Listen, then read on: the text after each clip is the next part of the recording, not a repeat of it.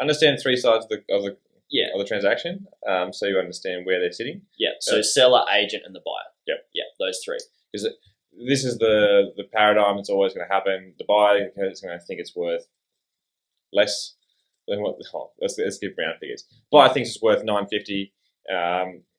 Owner thinks it's worth 1.1. Agent thinks it's worth $1,050,000.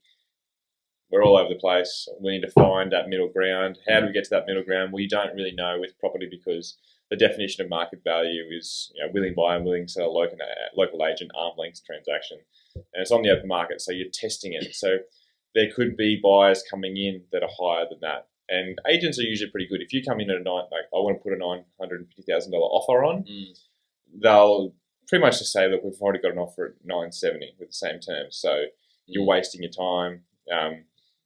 That's where it is at the moment. And then they're going to take that offer. If you go in at $975, then they're going to shop that around. So you understand how the whole process works. It's not just there's an offer at $970, put an offer in, and then it's yours. If you were selling a property, you'd be pissed if the agent did that. Oh, yeah, definitely. Absolutely. There's a lot more to it. And obviously, I'll have to get Scott on the podcast. He's definitely highly experienced in negotiations and 28 years experience. Is that all?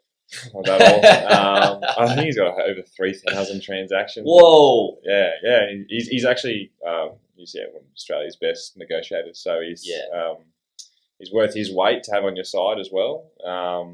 Just people that that are doing it every day, like Scott, you don't understand it until you. He must love it. Oh, he loves it. He's like a dog at a bone. He loves it. I like analysing markets and property. And I love negotiation too, but I just don't have 28 years of experience. I'm only 34. I start negotiating when I'm like 6 years old. I love it. So, with that, I guess it really to become not emotional and unattached to the deal.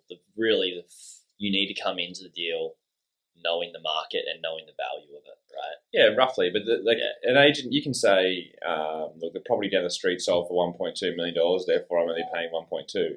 It just comes back to, and this is like the emotional side of the market, is where are the other buyers at? Because who cares? That property sold last week. It's not available anymore. This one is. And if you want to buy it, I've got another buyer at 1.25 million. That's what I'm saying. 1.3 buys it. Yeah. But understanding how that process works, asking those further probing questions to give you that sort of time frame base and where value sits is really important. There's we train in obviously Scott's a mentor of mine, and we train in our own dialogue for the buyer side because we have to. Because tell us some dialogue. I want to start it off with sharing a bit of dialogue that I would use when you say this is so typical property market, saying 1.3 buys it or 5.25, 520k buys it. One thing that I have noticed is really good is testing to see where the broker and the seller are at in terms of price before even making an offer. Absolutely. And one thing that we'll do is say they're asking $550 for a deal and we know it's worth $500. What I would say is look, I've done some DD. I believe it's not worth what you're asking for, so I'm probably not going to submit an offer because I don't think it's going to be what you actually want to hear from me or what you want to get from me. And so you're drawing them in to a stage where typically they're going to be like, oh, well, I need to know where you're sitting, right? And then you seed where you're sitting and you say, look, we'd roughly be around the 500k. If we can get to that, that's what we believe it's worth. So we don't want to, waste your time. We don't want to play games. And what you are doing is then you're just like, we don't want to waste everybody's time. We don't play games. I prefer you if you think you can get 550, cool. Yeah. Go and get 550. Your seller's going to be stoked and they're not going to have resentment towards us for buying it at a lower price. So go away and do that. And all the best. And you're basically, what I call this in our industry is you're buying respect. You're buying a lot of respect from the broker and saying, I'm not going to I'm not going to put an offer in here, guys, because it's not going to be what you like. I don't want to stuff you guys around. In their eyes, mad respect. Also, what they're thinking, but they might not be conscious that they're thinking, is that this guy knows what he's talking about. This guy knows what he's talking about, and he's confident because he knows what it's worth, and he's saying, go get higher price for it if you want. If you think you want to come to the market price, then come back to me and we'll give you a deal, no nonsense.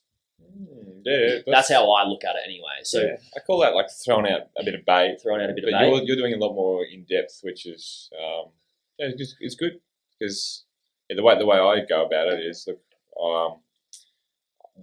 why I say understand where the value sits roughly, because you can throw.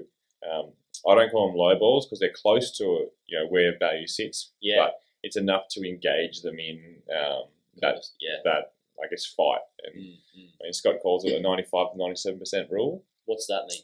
So it's where you see value, just times that by 95%. So it brings it back 5%. So you're in that ballpark. So if you're looking at a $500,000 purchase, and then you take off that sort of 5%, 10 grand, say.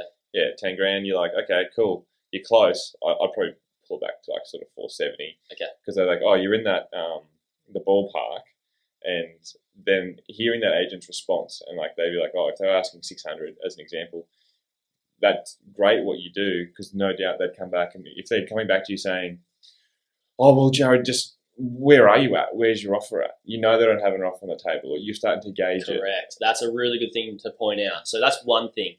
If they're asking you where you're at, they don't have a price, or they don't have they're not at the price that they're even expecting. So, okay. And that's where it follows up to. You throw a little bit of bait out there. And yeah. Look, as you said, we're at 500, we're at 470. I just don't think that we're just too far apart from if you're wanting $600,000. Would you then say, look, mate, I don't even want to tell you where I'm at? Like, it's a bit of a reverse psychology, I know, but I would say, look, if you're thinking still 550 and and you want to see where I'm at, I just don't think it's worth us talking about. You just try and go get something for 550, because we're down by 50 grand on that, and that's not what you want to hear. So like, come back to us if you think we can get around that price, and if you want to play games to try and get us up to closer to the 550, I would rather not just do this game.